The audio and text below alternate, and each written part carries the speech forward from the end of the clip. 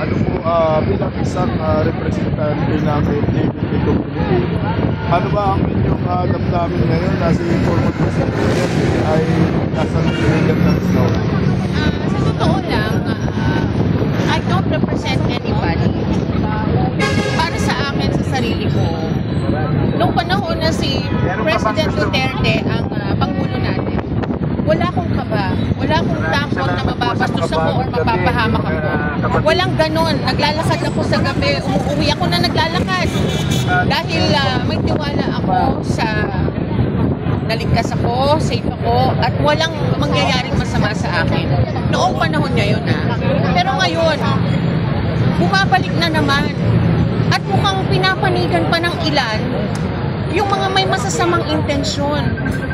Dati wala ng drugs. Ngayon, bumalik na naman. At ang ipinagtatanggol pa ay yung mga adik na nasasaktan. Paano naman ang biktima? Paano naman yung mga pamilya ng biktima na wala na lang himo?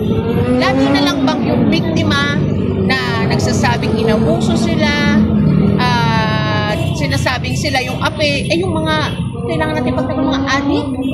Maling-mali And yung crime against humanity na sinasabi laban kay President Duterte, katulad kahapon, wala namang malinaw na dokumento or papeles na nagsasabi na meron siyang warrant of arrest. Ang sabi nga, red notice lang. Pero pagkatapos ng interview sa akin sa airport, wala man lang din ni red notice. Kung titignan nyo, wala ang pangalan niya sa red notice ng Interpol. So malinaw na itong lahat ay pangtakip lang sa mga eksenang nangyayari sa labas ng ating bansa. Kung ano man yun, malalaman at malalaman ninyo, mag-research kayo, magtanong tayo sa sarili natin, sino ba talaga ang mali? At ano ba talaga ang kailangan pagtakpan? Ang unang-una dyan pumasok sa isip ko is the BICAM, yung budget. Pero hindi lang pala yun. May mga mas matitindi pang rason kung bakit pinigipit nila ang dating Pangulo. Imagine sa edad niyang 80, he will turn 80, di ba? Birthday niya. Magiging 80 years old na siya, ika-ika na. Isang damakmak na kapulisan ang ibinadala para arrestin siya. At kung mapapanood niyo ang video kung saan pinalibutan si Kitty at saka ang kanyang ina habang inilalayo ng ibang pulis, former President Duterte, sinong hindi mapapaluha na makikita nila na inaaresto ang isang matandang walang kalaban-laban? Hindi ko man siya kadugo, hindi ko man siya kapamilya, pero yung respeto ko kay former President Duterte ay mas matibay pa sa kahit ano pang matigas na bato. Dahil alam ko, nanindigan lang siya. At kung ano man yung nangyari at nagawa niya na sinasabi nilang crime against humanity, sino ba ang inisip niya? Sarili lang ba niya o kapakanan ng marami? Diba? Ang isang puno na puno ng prutas na nasamahan ng isang pulok na mansanas, sabihin natin puno ng apples. Anong gagawin mo, diba? Aalisin mo kung ano yung pulok para hindi mahawa ang iba. Yung ganong thought na lang yun yung ginawa niya Sinasabi pa na susunod naman daw si Senator Bato. Ito lang ang masasabi ko dyan. Isama nyo na silang lahat. Babalik din naman sila dito. At kung ano man yung kasalanan nila, kung ano man yung nagawa nila, dapat silang hatulan, litisin sa sarili nilang bayan, sa ating bayan. Sino bang Pangulo ang nagtanggol sa kapulisan? Isang example na lang yan. Inayos niya ang sweldo, karapatan nila ng maayos na pamamahay, ibinigay lahat sa kanila ng ating Pangulo. Hindi man lang nila naiisip na they should be thankful for that. Thankful naman ang iba.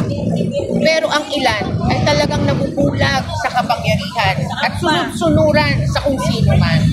Kaya dapat tayo, irespeto pa rin naman natin ng kapulisan. Hindi natin sila kailangan i-judge generally. Hindi yan lahat sila pare-pareho.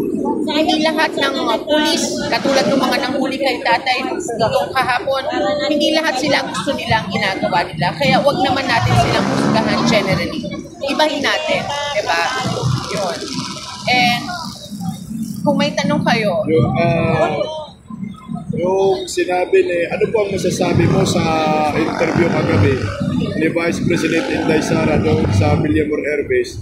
Nasabi niya na kidnapping ang ginawa ng Marcos admin kay former President Duterte. Siguro masasabi ko dyan, nasabi niya yun dahil siya yung anak eh. At walang matibay na dokumento na magsasabi kailangan arestuhin ng kanyang magulang. Gawin man sa inyo yun, gawin man sa akin yun, yun ang unang-una nating masasabi. At yun talaga ang magiging pananaw ng kahit sinong tao na ano bang nangyayari? Pamumuliti ka ba?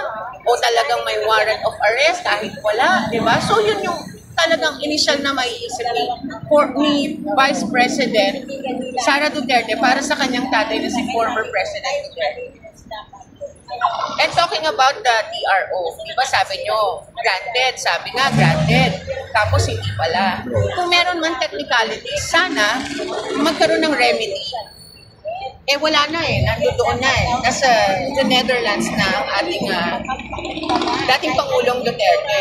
Wala na tayong magagawa kung hindi ipanalangin na ibalik siya dito, kung saan naririnig naman natin sa ating mga kababayan ng kapwa Pilipino na nandoon ngayon at sinasabi nilang wala naman talagang kaso. Sila nagsasabi. So let's just pray na maibalik nila si former President Duterte dito sa Pilipinas. Kasi bilis ng pagkuha nila sa kanya at pagdala doon. Ayun lang. Thank you. Organize dito o sarili nyo lang po itong kanya-kanya lang? Walang organizer actually. Ang tao kusang dadating yan. Pag mahal nila yung sinusuportahan nila, hindi mo kailangan magtawag. Lahat yan pumunta dito on their own. Ako, pumunta ako alone. Wala akong kasama, although nakita ko yung mga kakilala natin. Diba? Ang respeto ko kasi, sinabi ko nga tulad ng sinabi ko kanina, singtigas ng bato ang pagmamahal ko sa ating dating Pangulo. Siya na nagrespeto at nagbigay ng equality sa lahat ng mga Pilipino.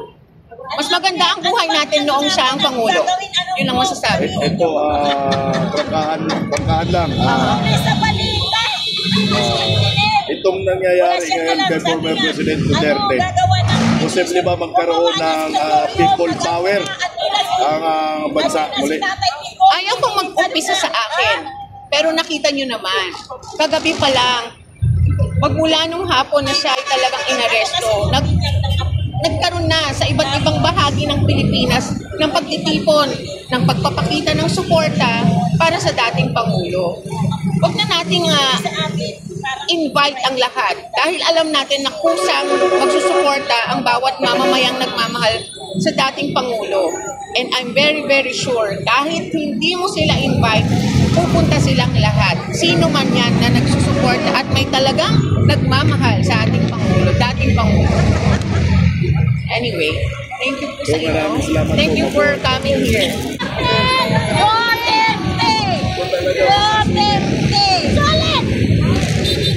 Nanay, ano po ang inyong nararamdaman ngayon na si Tatay Digong ay kasalukuyang bumibiyari po ngayon ng plan? Kagabi hindi ako nakatulog. Pero ngayon, nabasa namin kay Sasuta na babalik na si Tatay. Kaya, dagdag ng prayers, talagang ligtas siya. Masaya, medyo masaya na kami. Saka nandun na si... At nandun na si Madam Sara at saka si Paulo. Bas diba? Paulo. Sama-sama yan. Kaya medyo masaya na kami, pero mas masaya kami pag talagang nandito na siya. Saan pa po kayo nanggaling dito? Valenzuela. Valenzuela. Bakit dito po ninyo pinili sa Rotonda? Linda Rotonda, malayo po sa lugar ninyo dito. Bibir ako ng maisog ng kay Benny Rodriguez, Atty. Benny Rodriguez. Nandito yung mga tropa. Ako yung pinakabata.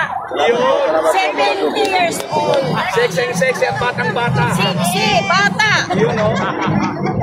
Never been kissed. Never been kissed. Iyan na. Totally dumb. Nakaranas ka ba ng naranasan niyo po yung It's a People Power ng 1986? Ay, naku, danas na danas. Daranasan ko rin mabudol. Naranasan yung It's a People Power 1986, posible kayang maulit ngayon, ma'am? Posible, malaki ang posible. Yun yung ginagawa nila. Ano po mensahe niyo kay BBM sa ginawa niya kay former President Duterte? Matanda na siya, kahit walang mensahe, gamitin niya na lang